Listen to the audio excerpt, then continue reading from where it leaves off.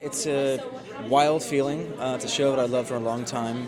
Very grateful to be doing it. I feel like I'm getting more and more comfortable, but it's still very intimidating. And it's a show that a lot of people love, and so I think they're very protective of it, which I totally get, and want to do it justice, and working my hardest to do that, and to get to work alongside this creative team.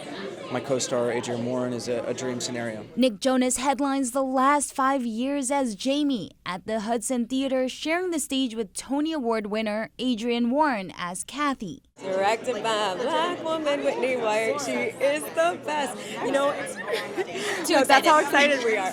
It's so special. She gave me permission to be everything that I am as a black woman, even when I was afraid that it would be too much for audience members who haven't seen Kathy in this way. She empowered me to be me. Love and heartbreak knows no bounds. She begins at the heartbreak and he at the first kiss, detailing both sides of a 5-year relationship in 90 minutes. Which has been around for 25 years.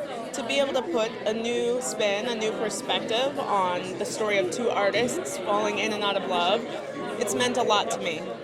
I've been an artist in love in this city, and why shouldn't the show reflect more of our experiences? I was so surprised, not just with Whitney's storytelling, which is beautiful and very distinctive and very just always sort of catches you off guard, but there's a Nick and Adrienne in the world, and it's them playing Jamie and Kathy. What is a must when you're back home to visit? Rita's Italian Ice. Shout out Rita's. Love that. And there's, a few of the old spots we used to go to in Bergen County that are always nice. My brother still lives there, obviously. He's in Boonton. Shout out Boonton. But Montclair, I shot a movie out of Montclair a couple of years ago, 2-3 years ago, and it's incredible.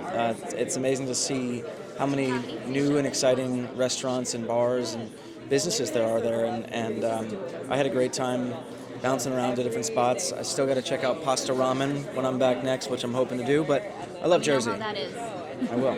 So grab a seat for this heart-racing theatrical event running for a limited time until June.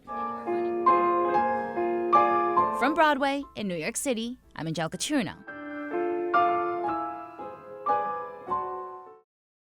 Tell me about what it's like taking on the role of Jamie on the Broadway stage. It's a wild feeling. It's a show that I've loved for a long time. Very grateful to be doing it. I feel like I'm getting more and more comfortable, but it's still very intimidating, and it's a show that a lot of people love, and so I think they're very protective of it, which I totally get, and want to do it justice, and working my hardest to do that, and to get to work alongside this creative team. My co-star Adrienne Warren is a dream scenario. So tell me more about sharing the stage with someone like Adrienne. Yeah, Adrienne's obviously a force.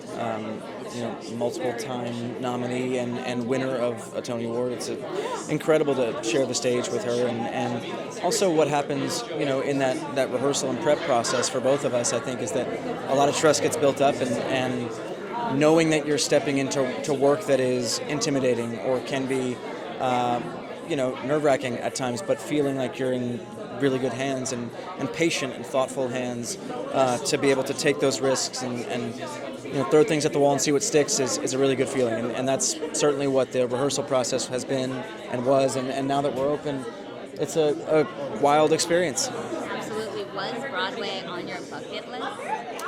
Yeah. I had done some shows when I was a kid, and a show about 13 years ago called How to Succeed in Business Without Really Trying. But to come back and have it be this show was certainly on that list. I just didn't know if it would be possible. This is a limited run. Yeah. In part, I'm sure, because you guys decided to go back on tour. Yep. So tell me more about how that came about. No breaks for you. No breaks. I've got a few weeks in July that I'm going to take some time off for sure. But we're very fortunate to still be doing this 20 years down the line, to have fans as supportive as our fans are. And so celebrating that 20-year journey with this Living the Dream tour we're kicking off in August is... for lack of a better way to put it, it's a dream come true, and we can't wait to get out there and start. And lastly, News 12 is local to New Jersey, where you're from. Yeah. How do you what is a must when you're back home to visit? Rita's Italian Ice. Shout out Rita's. Love that. and there's a few of the old spots we used to go to in Bergen County that are always nice. My brother still lives there, obviously. He's in Boonton. Shout out Boonton. But Montclair, I shot a movie out of Montclair a couple of years ago, 2 or 3 years ago, and it's incredible. It's amazing to see how many new and exciting restaurants and bars and businesses there are there, and I had a great time bouncing around to different spots. I still got to check out Pasta Ramen when I'm back next, which I'm hoping to do, but I love Jersey. You know how that is. I will. It's not your first time on the Broadway stage. No, it's phenomenal. not. Thank you. But how is it to take on this system? You know, it's a show that's being loved by a lot of people for a very long time, so it's an extremely special moment. I am a part of a very big legacy of women who have played this role all over the world. The fact that I get to bring it to Broadway for the first time, it's a responsibility that I don't take lightly, but it's an honor and a blessing, and I'm just elated to have this moment with everyone. Tell me how it is to share a stage with someone like Nick. He's the best teammate I could possibly ask for to do this show with.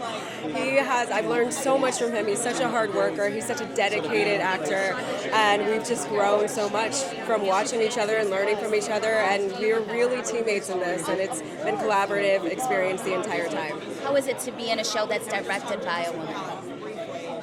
Directed by a black woman, Whitney White. She is the best. That's how excited we are.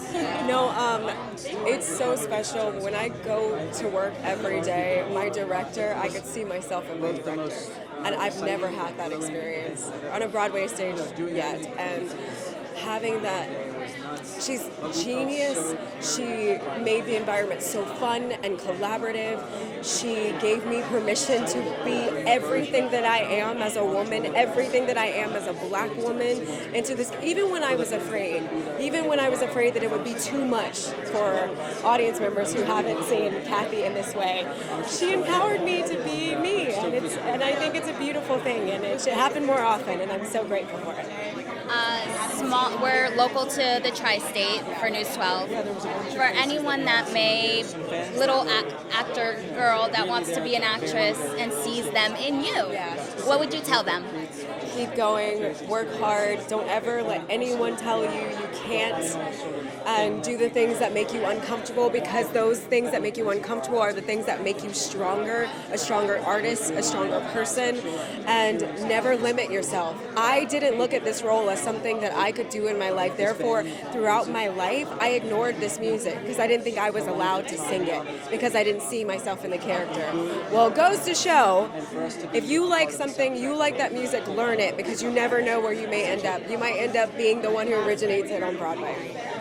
Love it. Yeah. And lastly, what's a must that you get around here now that you're kind of doing this for at least till June? Yeah. A must? A must is, I don't know. Okay, we're big fans of, I don't know if I should say this here, but we're big fans of LaCroix in this theater. Okay. I love that. And we have LaCroix after every show, and it's just something that kind of, it's over. It's a nice treat. Thank you so much. Thank you.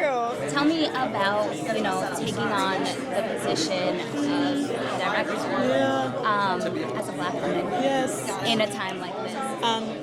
Thank you for the question. Seriously, it's directing this musical on Broadway right now has meant a lot to me. I've taken it really seriously. Any opportunity I get to tell any story or helm any story, I try to cherish.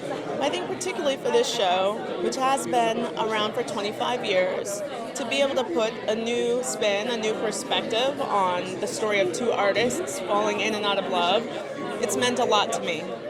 I've been an artist in love in this city, and why shouldn't the show reflect more of our experiences? And I love the show so much. Jason Robert Brown, the composer, orchestrator, lyricist, he made the show, has held my hand every step of the way and been an incredible collaborator and really kind of gave over to the process and let us build this new world. So I'm excited that people are going to see it, see themselves in it, and hopefully feel a little more welcome in the theater.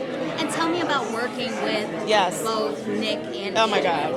Baby, Nick and Adrienne brought it every single day. It was like being in the rehearsals with the Avengers or something, because they have so much talent, but not only do they have talent, but they're fearless. So I'd be like, try this, try and jump off this thing. And they would always be like, okay, let me try, right? Before there was doubt, there was always an effort. And that's very rare and very special. Thank you, and I think you're paving the way for so many Black girls that want to make it as directors. I went to school with many. I'm Latina, so thank you so much for owning it and paving the way, because we need more of that, especially in Broadway, because it's never been accessible for us. So thank you.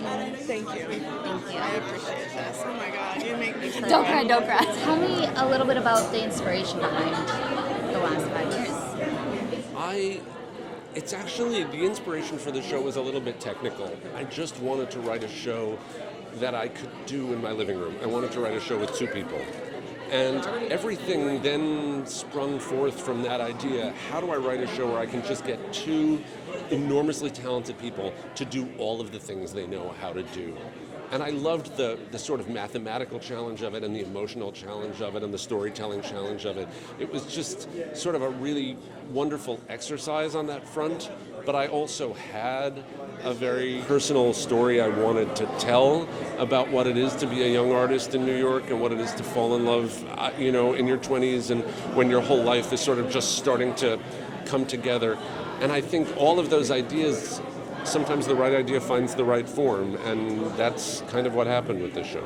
Tell me about the moment that you saw it, your words on the stage with Adrienne, Nick, and what Whitney did with it.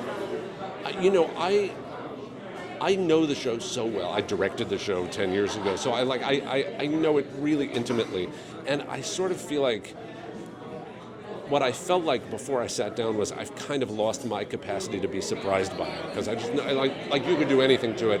Yes, sure, somebody brought an elephant on stage, sure, of course, but I was so surprised, not just with Whitney's storytelling, which is beautiful and very distinctive and very just always sort of catches you off guard, but also with how full and rich Nick and Adrienne's work is, that they give these complete and very detailed performances that still are somehow these two superstars that you know.